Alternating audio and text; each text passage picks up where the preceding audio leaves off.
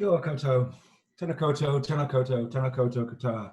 Welcome everybody to the European Institute webinar, Indoor Bubbles and Garden Gatherings, Envisaging Care, Social Contact, and New Zealand Style Solutions in UK's Corona Crisis Response. My name is Alan Franz. I'm Professor of Sociology in the Faculty of Social Science at Auckland University. I have tasked today of chairing this fascinating event, and I will oversee the kind of process and the questioning at the end as well. Just want to welcome you to my bubble. This is where I spent 6 weeks in New Zealand, in Snells Beach in the north of Auckland, and I can see my other colleagues also in their bubbles. Also Susanna and Sharyn, I know, are in New Zealand. And I'm sure this is where they spent much of their time in their bubbles as well. So we're going to have presentations from 4 people. The fourth person is Laura Bears, not here today, but she's provided us a video of some comments and contributions that she wants to make to the discussion. I know they're going to talk about the research they've been involved in, all of them. So I'm going to hand over to them. I'll just say quickly about who we've got. Of course, we've got Nick Long, who's Associate Professor of Anthropology at the LSE. We've got Susanna Trnka, who's Associate Professor of Anthropology at the School of Social Science in the University of Auckland. And Sharyn Davies, who is Associate Professor of Indonesian Studies and Director of the Monash Herb Feast Indonesia Engagement Centre. And they're going to explain to us about the research they did and about some of the key findings, and that'll give us some opportunities for questions that follow. So at this point, I'll explain a little bit more about the questioning. There's a Q&A, you'll see at the bottom there's a Q&A option. People can post questions, but I suggest that you probably leave questions to the end. We'll go through the whole presentation, and then we'll take questions, and people can put up their questions on the Q&A, and we'll direct them towards the panel at that point.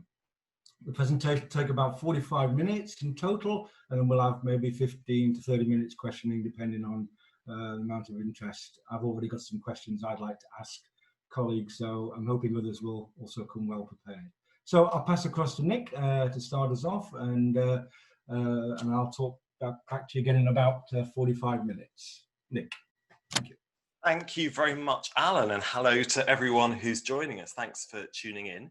As Alan says, I'm an anthropologist at the LSE, and what I'd like to do now is take you back in time to the 23rd of March, when our Prime Minister, Boris Johnson, instructed everyone in the UK that we were to stay at home, with only very few exceptions, and with immediate effect.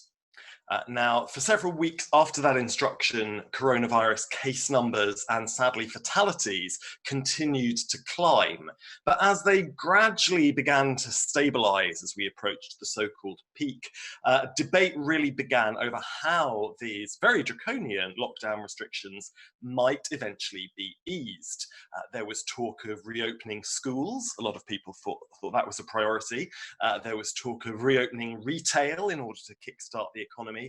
But there was also a very strong appetite amongst the public to have a greater degree of social contact that had been possible when we were literally just kind of battened down in our own homes. And so eventually, on the 11th of May, the UK government published what was called its Plan to Rebuild. And that plan signalled an interest in, although not a commitment to, allowing multi-household bubbles of the kind that New Zealand had at level 3, and which New Zealand would also allowed single adult households and a few others at level 4. And they very explicitly flagged the New Zealand case as a precedent that might be emulated. So for several weeks, the media was alight with talk of possible New Zealand-style solutions to our lockdown dilemmas. But it turned out, as time went on, that importing the policy developed in New Zealand into the United Kingdom was not a straightforward affair.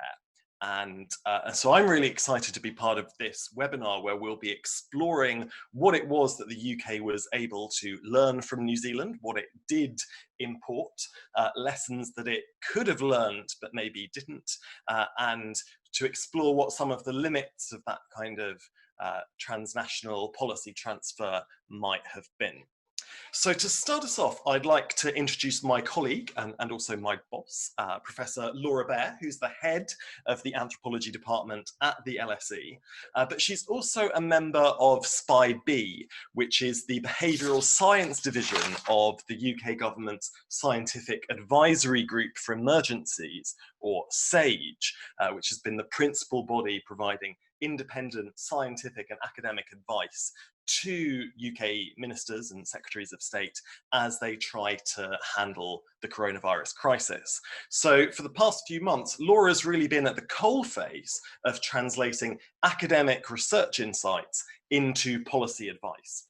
And while it's a great shame, and I know she sends her apologies that she can't join us live today, she has recorded some thoughts on that experience to share with you all to start us off. So I believe Susanna is now going to hand us over to Laura. Thank you for this opportunity to reflect on the influence that New Zealand's social bubbling policy has had on UK government measures to ease social restrictions. I'm an anthropologist of the economy with a particular interest in questions of the public good. I am interested in how bureaucrats and politicians define the public good, how they think they can act towards the public good. And I'm also interested in citizens, and in particular disadvantaged citizens, including migrants' own definitions of the public good, and how these different definitions interact in social life. And my work in the past has led me to argue that the best way of achieving the public good in society is to use what I call a social calculus. And a social calculus is a way of measuring the impact of policy that focuses on its effects on the quality of social relations, the quality of relationships that we have with each other, and also, of course, their impact on inequality. And I've developed that kind of approach in the context of India, in particular in relation to public debt regimes along the River Hooghly that dramatically changed both the environment and the livelihoods of people living and working along that river. And more recently, I've looked at those themes in the context of the Thames in the UK. And so when the coronavirus pandemic hit the UK, I felt that I had something to contribute on the questions of how to respond to it, because I've been thinking through these questions of the public good and the centrality of equalizing social relations. And I think what the coronavirus pandemic has done, wherever it has impacted, is it has really centrally raised the questions of how should we now care for each other? How should our governments care for us? And it's really raised starkly as well these questions of inequality and disadvantage in relation to government measures. So this led to my role as a participant on SPI-B. SPI-B is a committee that sits under the SAGE committee, and its role is really to advise SAGE on behavioural influences on responses to public health measures. But our debates on that committee reflect a much broader range of issues. In my role, I've always centrally brought these questions of inequality and disadvantage and the public good to those conversations. So maybe next I could say a little bit about how the UK became interested in New Zealand's bubbling policy. In order to think about this, we have to look back at an earlier moment in the pandemic as it unfolded in the UK. The interest in New Zealand's policies came around the 19th of April in the UK, when we had still 5,300 cases a day. The levels of cases were rising. We hadn't reached our peak yet. And we'd already had, tragically, over 19,000 deaths.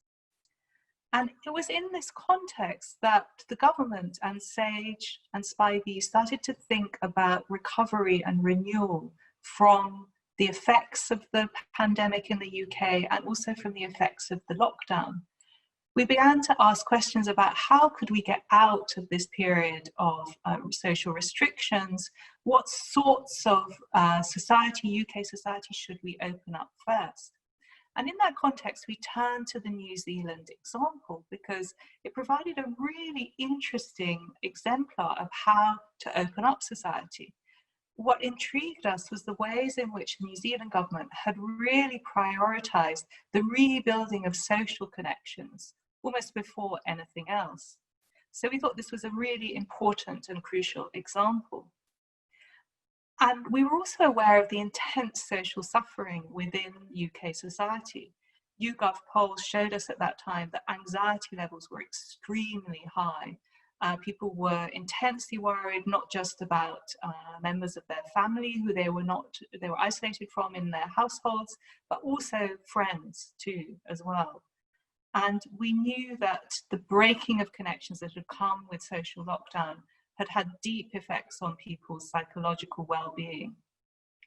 And in this context, we turn to the New Zealand example. The modelers were asked to model what impact would occur if you had different sorts of social connections built between households at that point in the pandemic. And SPIVE was tasked with looking at the behavioural issues around social bubbling. When I came to lead the writing of the policy paper on social bubbles for SPIVE, crucially at the centre of the ways that I began to think about the policy was the question of which sorts of households would this policy and should this policy most benefit? Which members of society and which sorts of family structures would most need the extension of social bubbling? And really, the simple answer to that question came when I looked at ONS and other figures and the anthropology and sociology of social support in the UK, was that the households that would most benefit would be the most disadvantaged households in UK society. It's clear from ethnography and sociology of disadvantaged groups that they rely centrally for the provision of care and social support on broader networks than just an isolated nuclear household. And it was clear that we had large numbers of these disadvantaged households in the UK, which had different sorts of structural features. There were families, for example, who were disconnected from elderly relatives or who they could no longer support. There were also lone parent households. There are 14.9% of those in the UK who were not able to connect up with other households to share childcare. There would also be isolated individuals of various kinds who were not able to connect up to their networks of friendship and support. There would also be multi-occupancy, usually low-income households that also would not be able to connect with the people that supported them either through resources or emotional support. Multi-occupancy households are very often sort of disaggregated groups of people who don't really have any real connection with each other, and therefore they would really benefit from being able to reach out beyond the boundaries, the physical boundaries of an actual flat share or house share. It was also clear that particular community groups would benefit from a social bubbling policy because they think of the household already within their kinship ideas as being extended beyond the immediate household as taking in a much wider group of people. So that would include kinship ideas amongst Hindu communities, Muslim communities and Sikh communities, and also amongst post-industrial working class communities. All of these groups of households had been severed from these vital connections, which they used to share resources, information and care.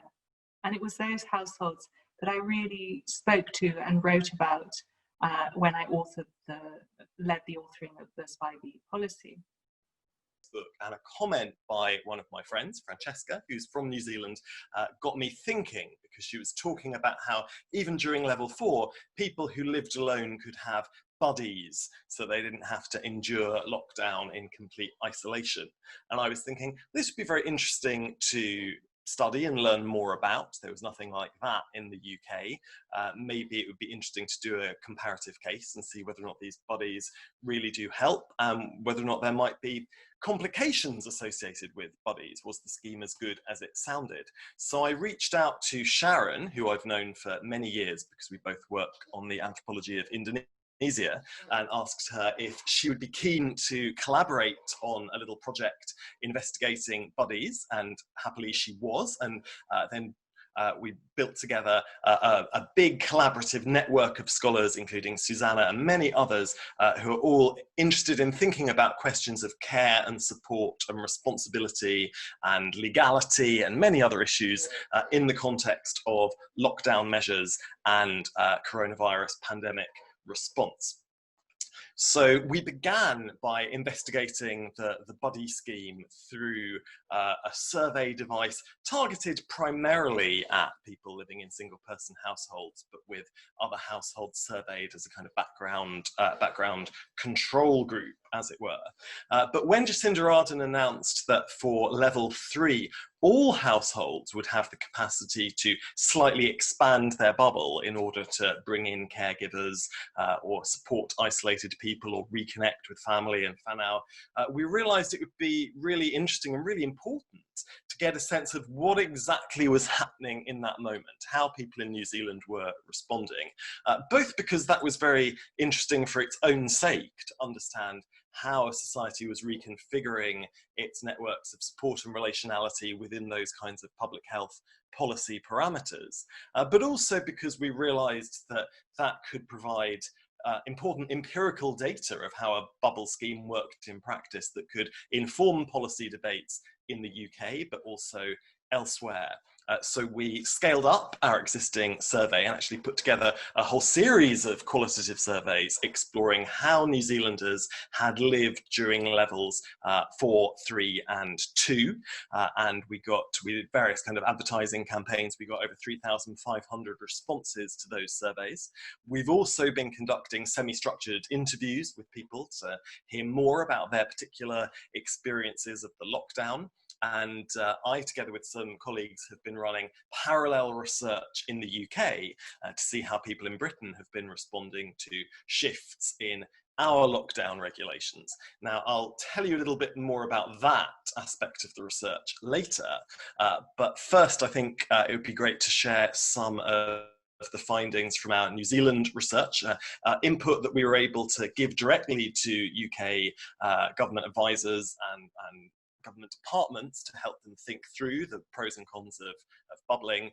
And so, Susanna, perhaps you could now tell us a little bit about what our research in New Zealand indicated regarding the benefits of bubbles, whether or not they lived up to the promise that Laura just outlined, and some of the limits that the bubble approach might have had. Okay, thanks very much, Nick. So as Nick mentioned, I'm focusing on the New Zealand survey results. And we did a series of 3 surveys. The first survey took place at level 4, and it had 1,770 respondents. The second survey took place at level 3, and it had 1,338 respondents. And then the final survey, which took place at level 2, had 536 people responding. Now, this self-selected sample showed quite a heavy skew towards female, Pākehā, and highly educated respondents. That said, given the sheer numbers of people that responded to our survey, the surveys did actually garner voices of members of various ethnic groups, genders and sexualities, and across various age cohorts from around the nation. So across the board, one of the interesting things that came out was that respondents generally, with some exceptions, but generally expressed very strong support for the lockdown measures. Now, this could, of course, be in part because these are perhaps the kinds of people who'd be interested in filling out a survey about their experiences of lockdown. We can now turn to the very interesting question of why, if these social support networks and social networks of care are so central to the well-being of communities and families and individuals, why were they not immediately introduced within the UK once we authored our paper? Well, it's really interesting to reflect on this question now. And I think that the reason that this bubbling policy was not introduced was really because there were three constituencies within government who were really pushing back against it. The modelers had the view that it was too early in the stage, in the movement towards the peak of the first wave for these policies to be introduced. They saw the social networks within households as being a really problematic vector of transmission and infection. And so when they modelled this, they found that the R rate, they argued that the R rate would increase too much if you allowed anything more than lone individuals or a lone individual in a household to join up. But another kind of pushback came from the behavioural scientists. They argued that in fact the bubbling policy would be too complex for people to connect to and introduce. They even argued that it might lead to senses of social ostracism amongst people who were not included in the bubbles, who were not chosen to be part of household bubbles. It was considered also too complex to negotiate in terms of a household thinking about who should we connect to and why should we connect to them? Should we connect to our children's friends? Should we connect to an elderly person that needs help within our neighbourhood? Who actually should we connect to? And the behavioural scientists really thought that all of us would have problems negotiating the rules. As anthropologists, I think Nick and I have a different perspective on this, and we know that people negotiate these sorts of social relationships the whole time. And we're also aware that the lockdown itself had completely disrupted the normal practices of social relationships, and people were already reflecting on them in a very intense way. So I don't actually agree with this kind of pushback against the introduction of social bubbles that had occurred really amongst the broader behavioural science group within government in the UK. There was another group of people who were also pushing back against these measures, and these were civil servants within government who felt that there was a general trajectory and a push, a too great a desire to open up too fast. And so they really pushed back against us arguing for a fast introduction of bubbles, because they felt that the momentum within government was too great towards that already. So now thinking back on that policy, it's very interesting to see, to reflect on that moment from now, from the perspective of when some elements of the bubbling policy have been introduced by the government. I think that if I had been in charge at the time, I probably would have started the easing of social restrictions with gradual forms of social bubbling.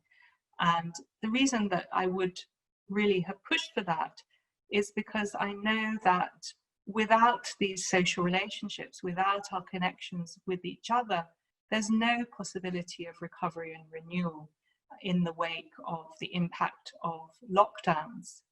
And I think that really the way that our governments could most act in our public good, you know, both in that moment that I lived through and in the current moment and looking forward as potential second waves arrive, is to really act for the public good by prioritizing the creation and recreation of social networks through social bubbling policies, and taking that as the last thing to drop when you go into a situation of lockdown or social restriction, and the first thing to take up as you come out of it. And for me, issues around the economy can wait, and that this is the only foundation on which you can recover and renew. So thank you very much for giving me the chance to reflect on the making of this policy. And I just wanted to say that the example of New Zealand was really a kind of shining light in this process. And it's clear that your government did prioritise recovery and renewal through the rebuilding of social relationships. So thank you. And the household provided its own exclusive economic and social security.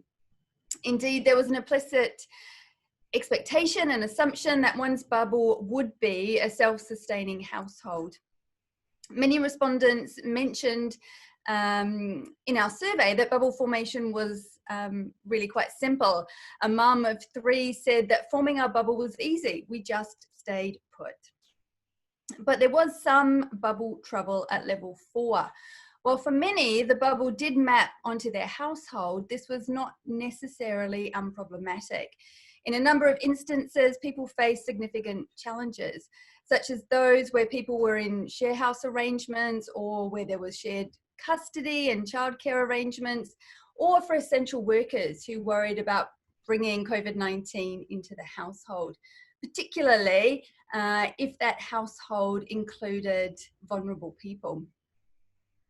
So in many cases, there was sadness about who had to be left out of their bubble, and many people were ineligible for the bubble buddy that Nick mentioned at the start. And they also may not have met the prerequisites to expand their bubble in level 4.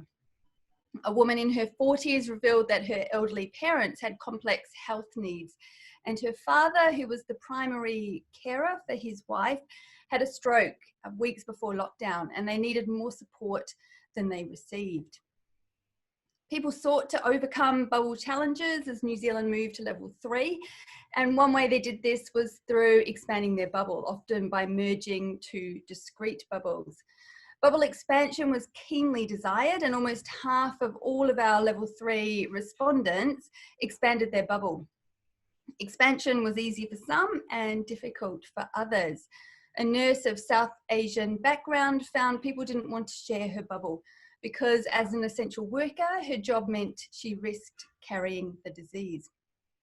Laura mentioned that 2 of the primary reasons for reluctance to adopt the bubble system in the UK stemmed from 1, potential problems negotiating social relationships and the complexity of connection, and 2, that there would be high levels of bubble non-compliance.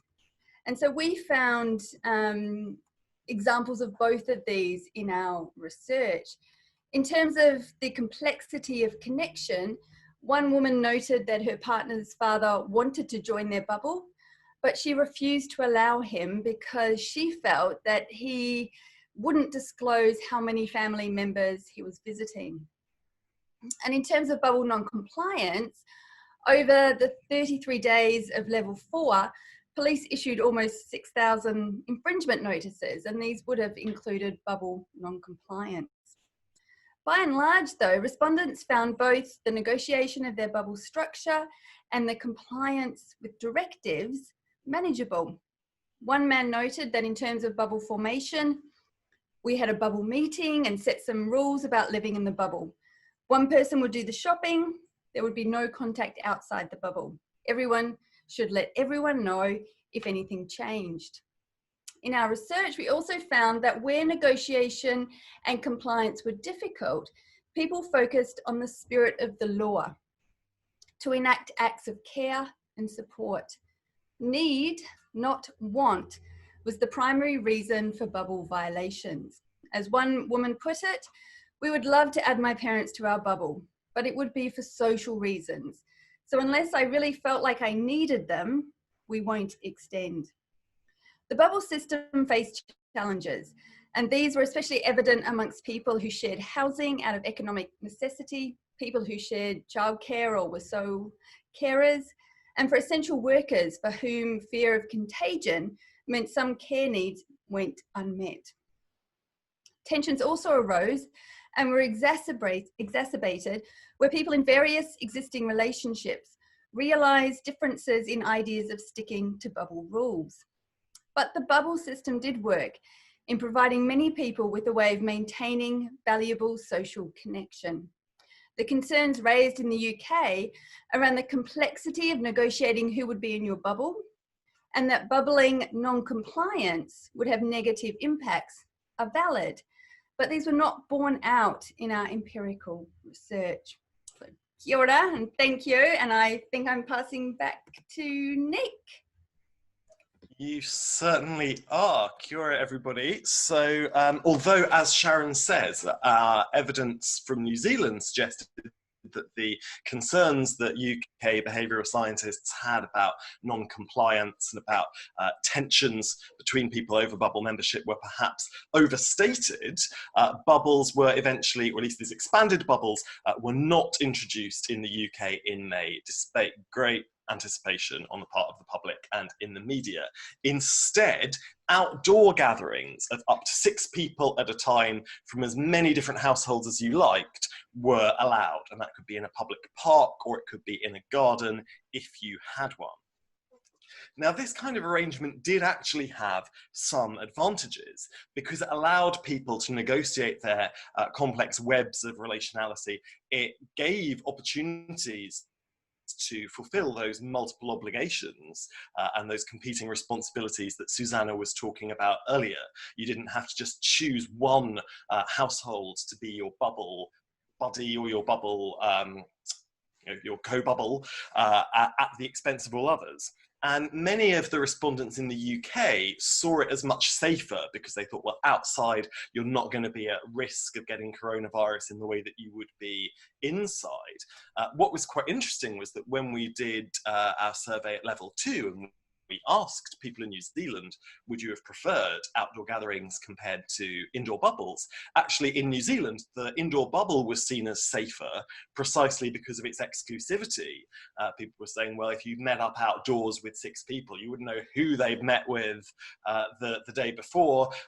You could be exposed to the virus very, very easily. So it was interesting to see how different understandings of risk and danger and contagion were associated with the policy measures that each nation had introduced, leading each group of respondents to feel that really it was their policy that had been the safer one.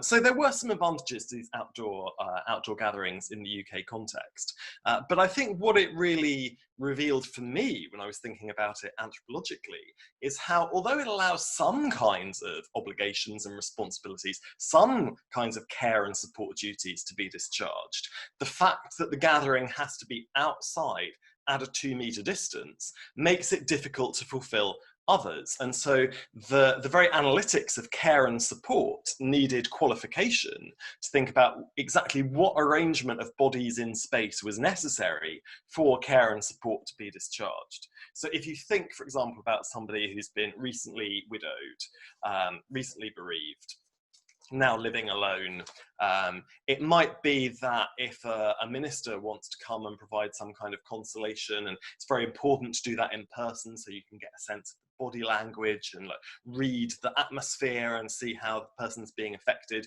you could do that outdoors at a 2-metre distance with other family members present. You could provide that kind of emotional support. But if you wanted to make sure that that widow wasn't waking up alone, that she knew there was someone else in the house, that there was someone to help with the cooking and the cleaning and just all that kind of practical stuff that you've got to deal with after a bereavement. Outdoor gatherings in a garden's not going to cut it. You need the indoor contact that is permitted by the bubble, and it was precisely that kind of care that wasn't possible in the UK in May, let alone things like physical contact with sexual partners, hugs with grandchildren, things that people were desperate to have. So although the outdoor gatherings were seen as reasonable, there was generally quite a lot of disappointment. And in terms of the question of enforceability, what a lot of our UK respondents said was that actually the outdoor gathering was harder to enforce, because how could you stay at a 2-metre distance? It was so tempting to just give someone a reassuring touch or a hug. You didn't know how safe that was.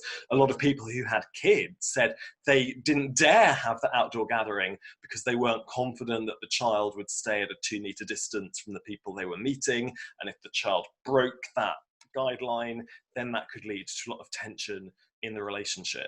So it raised, in my view, as many problems as it solved.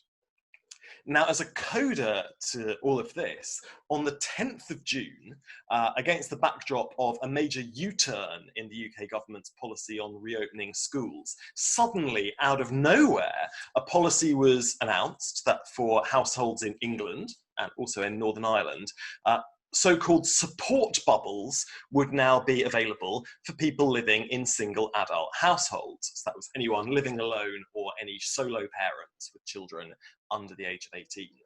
So a very similar arrangement to the lockdown buddies that had been possible in New Zealand's level 4. This meant that you could now pair up with a household of any size if you were that single adult household and get some company and get some support. Scotland and Wales held back on doing that, but as of July have now allowed any two households to merge, regardless of size, in what they're not calling a bubble, but instead calling an extended household. So we're finally seeing some of the kinds of social support and social renewal that Laura was talking about, but it's been very fractured across the 4 nations of the UK.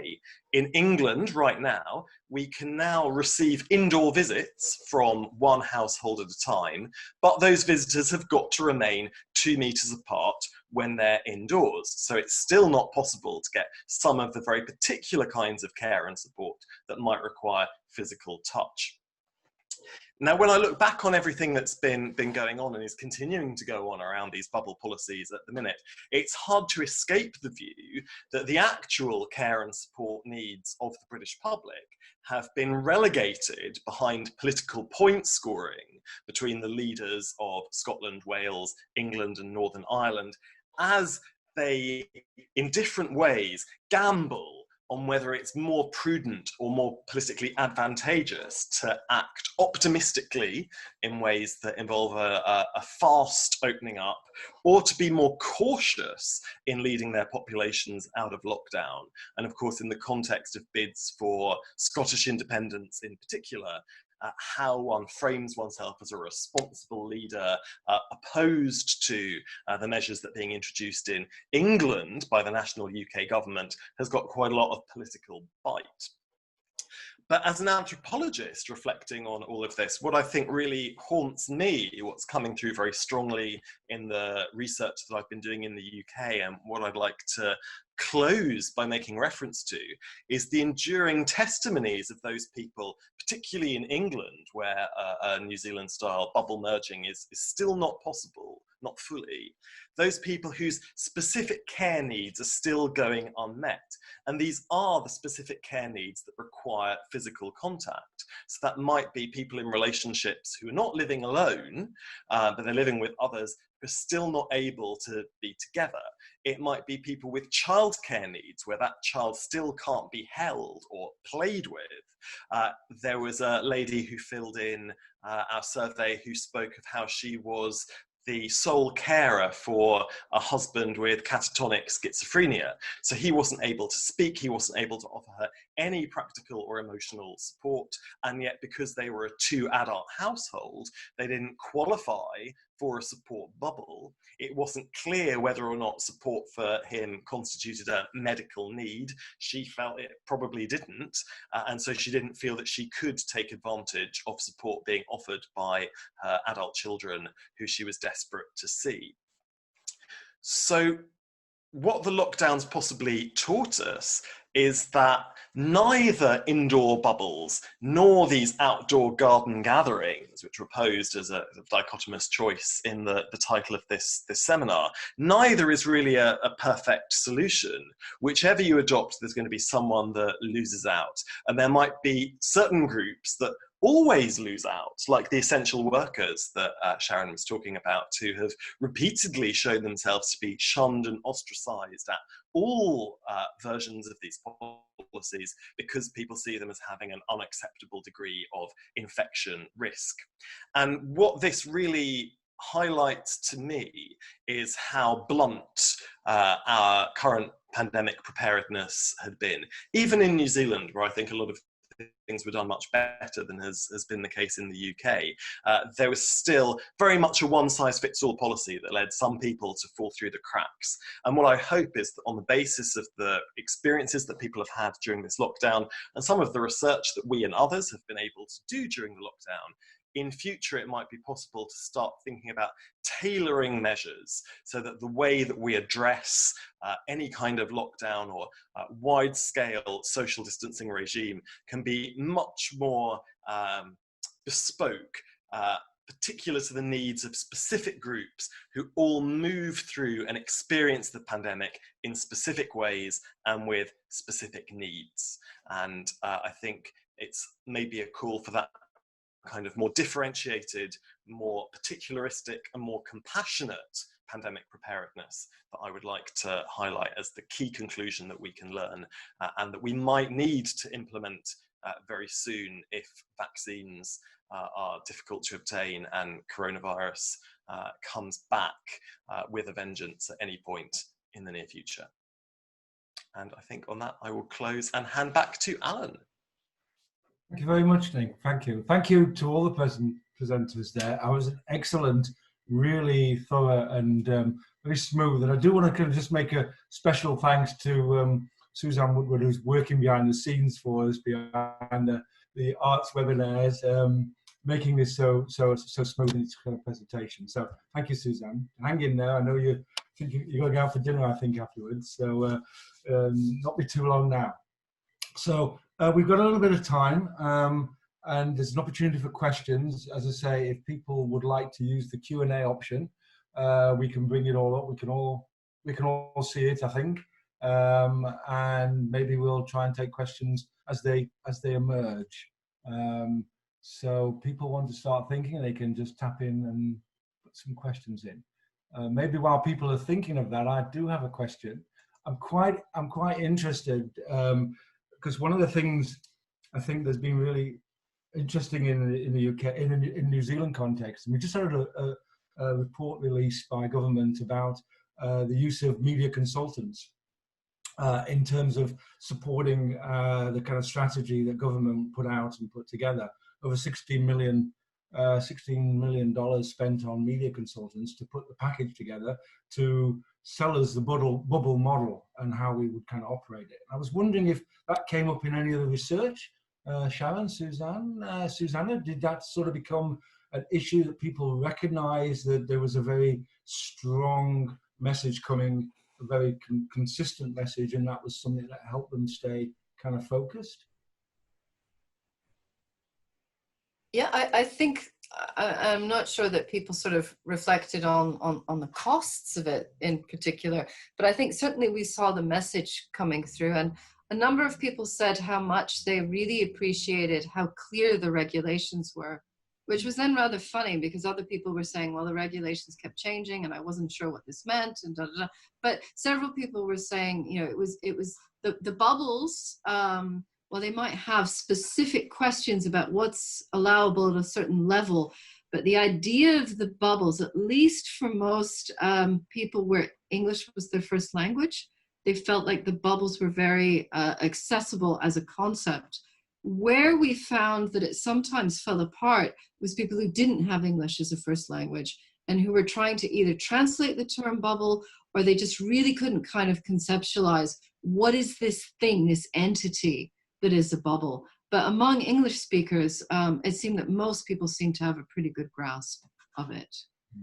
Yeah, if I could just pick up on that, I'd say in the UK context, I mean, there was also a lot of money and effort put into a media campaign, but because of the huge numbers of cases and fatalities and the panic that the health service would get overwhelmed, the emphasis in that media campaign was stay at home or people will die. And there hadn't been very much thinking through of a message for what the reopening was going to be. So what that then led to was a lot of media speculation as to what this bubble policy, when it eventually emerged, might be. And people say, well, in Belgium, they're allowing you a list of 10 friends and family that you can associate with. And in New Zealand, they're apparently doing this. And in Canada, they're apparently doing this. And then the social bubbles that have been anticipated weren't introduced. And instead we had these garden gatherings, and some people started referring to them as social bubbles. Oh, I'm getting together in my bubble of 6 today and then a different bubble of 6 tomorrow. And so the concept of the bubble, the idea of it being an exclusive network is really important to getting your head around it and it having force.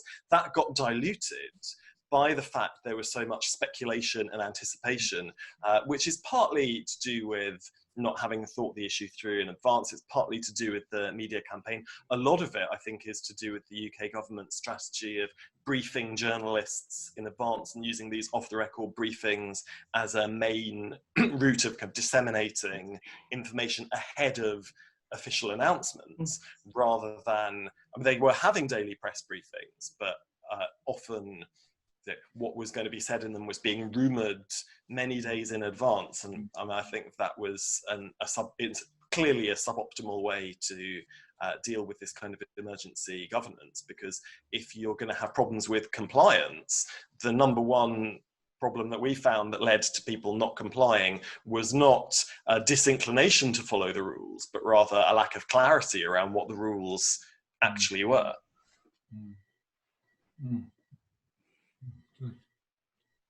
So we're not getting any questions.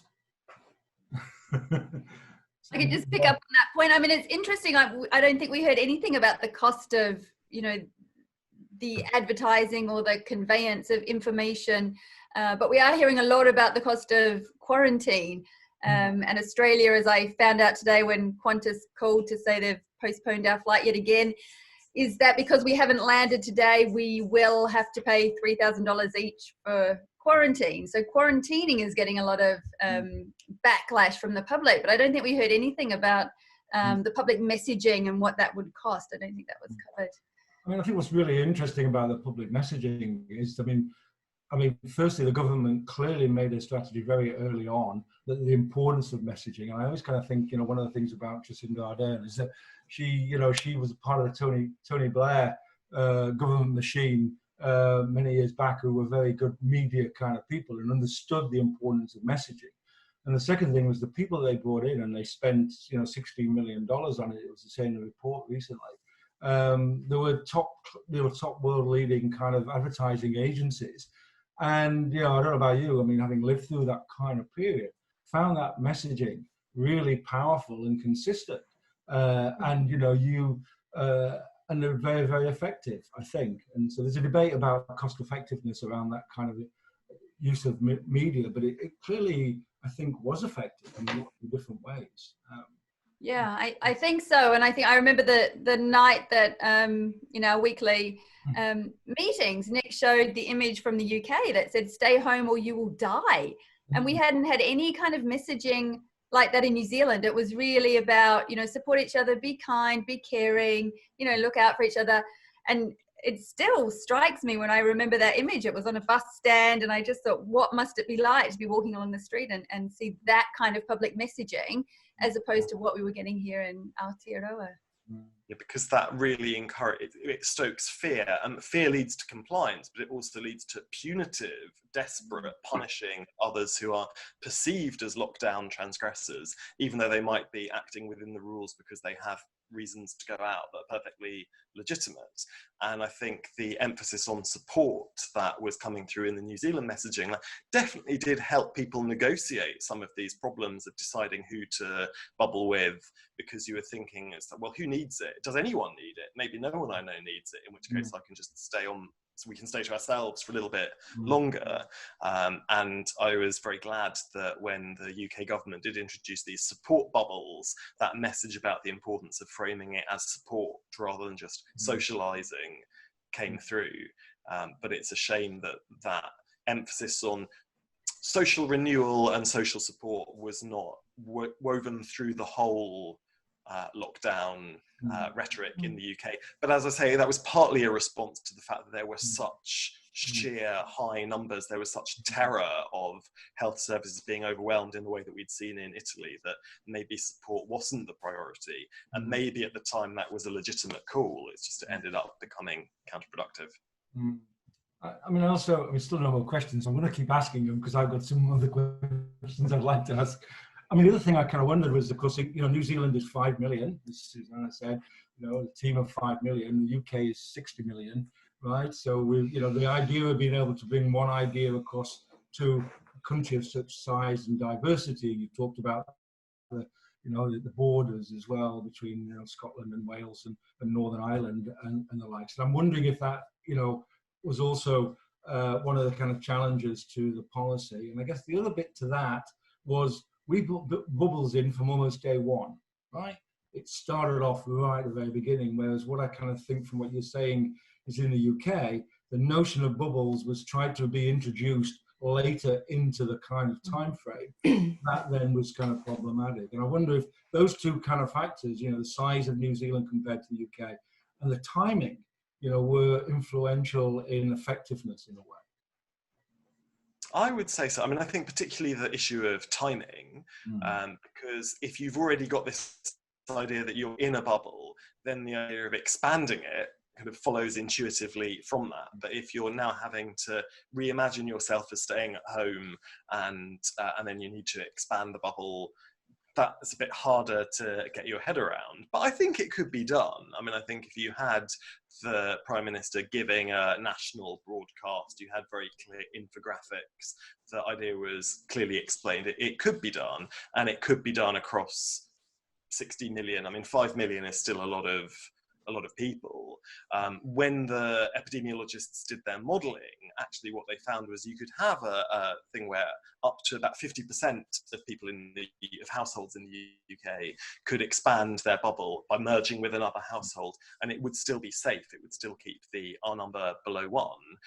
But the problem was there were certain households, retail workers, essential workers, people who were basically going back to work, whose networks were leaky. And so maybe what was required was a more bespoke policy for these different groups, or a strategy that held back on reopening retail and reopening schools or reopening certain sectors, and instead prioritized the kind of social renewal that could come from merging households, because all of this modelling is done against background risks, and there are many more background risks in the UK compared to New Zealand, because they hadn't gone for such a dramatic lockdown. A lot of factories and so forth were still operating, a lot of shops were still operating that weren't operating in the New Zealand case. So I feel those issues that actually lead to social contact and a potential for contagion are more important factors that differentiate the context than just the sheer size of the population. I mean, the size presents a challenge in terms of communication, but I think it's a challenge that could be met and was met in terms of the initial lockdown quite successfully. And it's interesting, a lot of those things you said about sort of people's different positionality, that's something that we saw respondents in New Zealand reflecting on themselves, particularly with the essential services workers. So people would say, yes, we know that this is allowable, but I'm an essential services worker, therefore I'm not going to see anybody, or I'm not going to have this contact, or I'm not going to engage with, you know, various sorts of forms of relationships, particularly when we moved to level 3. And there were other categories of people, so elderly, but also people who, you know, were worried about elderly relatives. So people were making those kinds of assessments of either being at risk themselves or being a risk to others, and making their own judgments about what was going to be allowable. Okay, we're not getting any question and answers. No questions are being put up. Hoping there's no technical kind of problem. So, Susanna, do you think there could be a technical problem, or is it just that you don't have any questions?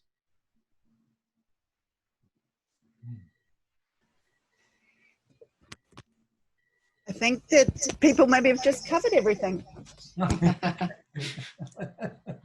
Okay. I've got another question, but I won't go on. I mean, I think we should probably finish there, guys. It's getting into 8 o'clock in the evening here in New Zealand, and I know it's getting 9 o'clock now in the morning, Nick, for yourself. Oh, hang on, we've got a Q&A. We've got a question come through. Maybe, oh, we're listening. Peter, thank you. Okay, well, we're going to finish at that point. I do appreciate at least the acknowledgement the system was working, Peter. So I'd like to thank all the speakers, Nick, Susanna, Sharyn, and of course Laura, who's not here for video contribution, for fascinating, really fascinating discussion there around bubbles and the relationship between those and policy making in the UK and in New Zealand. So I'll leave you to your day, Nick. Have a really nice day, enjoy, and to Susanna and Sharyn, good evening and be well. And to everybody else, I'll kind of leave it at that and say good night. Okay, thank you. Thank you. Bye-bye. Bye. Bye. Kia ora. Mā te wā. Mm.